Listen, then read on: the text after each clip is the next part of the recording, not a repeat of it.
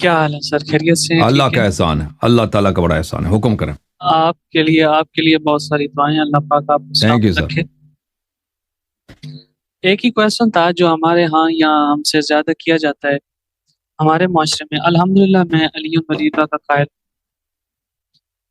اور اہل تشیع سے ہی میرا تعلق ہے، جی اور ہمارے ہاں جو یہاں سب سے بڑا سوال کیا جاتا ہے کہ ہمیں بتایا جاتا ہے علی یہاں پڑھنا ہے یہاں نہیں پڑھنا۔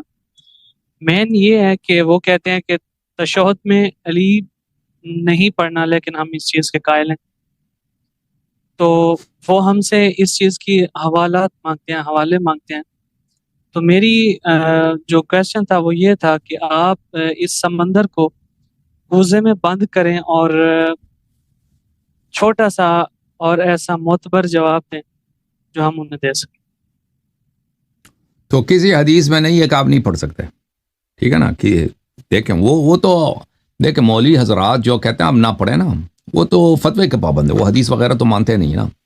آپ ان کو حدیث جی دکھائیں وہ کہتے ہیں نہیں جی ہم فتوے پہ ان کے ساتھ تو بات کرنا ہی فضول ہے، کیونکہ جی وہ بالکل فتوے کے قائل ہیں۔ جب وہ فتوے کو مانتے ہیں نا تو فتویٰ تو ختم، فتویٰ نے فیصلہ کر دیا۔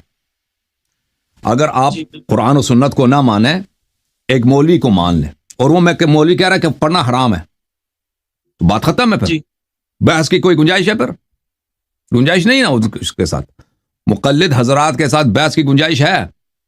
نہیں ہے۔ نہیں کیوں نہیں ہے؟ نہیں بالکل کیونکہ وہ ان کا عقیدہ ہی یہی ہے، کہتے ہیں ہم قرآن سنت کو نہیں مانتے ہیں، ہم مولوی مرجع کا قول مانتے ہیں، مرجع کا فتویٰ مانتے ہیں۔ جب مرجع نے فتویٰ سنا دیا کہ بھئی یہ حرام ہے تو ختم، پھر گنجائش نہیں ہے نا۔ البتہ جو شخص کہتا ہے کہ نہیں میں قرآن سنت کو مانتا ہوں، مولوی کے قول کہ مجھے پرواہ نہیں ہے کہ مولوی کیا کہہ رہا ہے، قرآن و سنت کیا کہہ رہا ہے، تو عرض یہ ہے کہ قرآن و سنت میں اہل بیت طاہرین علیہم الصلوۃ والسلام کے کسی حدیث میں نہیں ہے کہ آپ نہیں پڑھ سکتے، ٹھیک ہے نا؟ کسی روایت میں نہیں پڑھ سکتے۔ روایت میں ہے کہ پڑھنا چاہیے۔ وہ کون سی روایت ہے؟ میں آپ کو دکھا دیتا ہوں روایت، ایک منٹ۔ یہ کتاب ہے الاحتجاج الطبرسی جزء اول، یہاں پہ حضرت امام جعفر صادق علیہ السلام کی حدیث ہے، صفحہ نمبر 158 میں، کہ جب تم لا الہ الا اللہ محمد رسول اللہ کہہ دو تو اس کے بعد کہہ دو علی امیر المؤمنین، ٹھیک ہے نا؟ یہ ان کا فرمان ہے، ٹھیک ہے نا؟ لیکن یہ واجب نہیں ہے۔ کیوں واجب نہیں ہے؟ کیونکہ امام جعفر صادق علیہ السلام کی اپنی حدیث ہے کہ تم لا الہ الا اللہ محمد رسول اللہ صلی اللہ علیہ وسلم کہہ دو شہادتین میں، تو یہ کافی ہے، یہ مجزی ہے، یعنی کافی ہے، یعنی کافی کا مطلب یہ نہیں اس کے بعد نہیں کہہ سکتے، یعنی یہ نماز ہو گئی بھائی، کہ اگر نہ کہیں مزید الفاظ نہ کہیں تو نماز صحیح ہے، ٹھیک ہے نا؟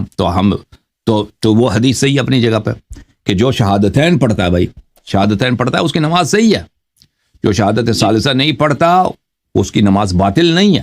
کیوں؟ کیونکہ امام جعفر صادق علیہ السلام کا فرمان ہے کہ جو شہادتین پڑھتا ہے اس کی نماز صحیح ہے، تو ختم۔ تو پھر اس کا مطلب ہے جو مزید کہیں اشہد ان علی ولی اللہ، اگر کوئی کہنا چاہے تو وہ واجب نہیں ہے، وہ کہنا چاہیے، اگر کوئی نہ کہے تو اس کی نماز باطل نہیں، صحیح ہے۔